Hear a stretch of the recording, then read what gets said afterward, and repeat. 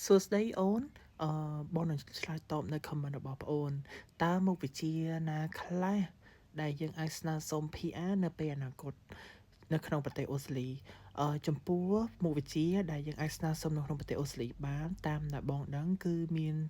ដូចជារៀនពេទ្យដូចជា nursing ហើយ nursing គឺយើងមានពីរប្រភេទមាន enroll nurse ហើយនិង register nurse ហើយចំពោះនៅរដ្ឋបងនេះ South Australia ចំពោះ enroll nurse គឺគេធ្វើការ close បដាអាសន្នហើយបកដឹងថាពេលណាគេបើកវិញទេហើយចំពោះមុខវិជ្ជាផ្សេងទៀតដូចជាខាង cookery ខាងcooking ខាង aged care child care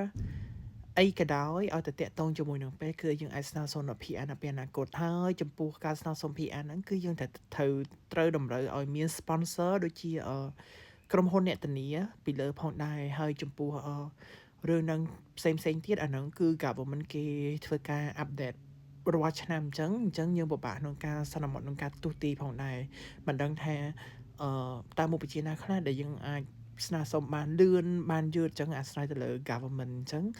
ទោះតែយើងធ្វើការអាសាមើលនៅក្នុងគេហៅ skill immigration តាម point មួយតាមបន្ទុកមួយដែលយើងអាចស្នើសុំអញ្ចឹងណាអូន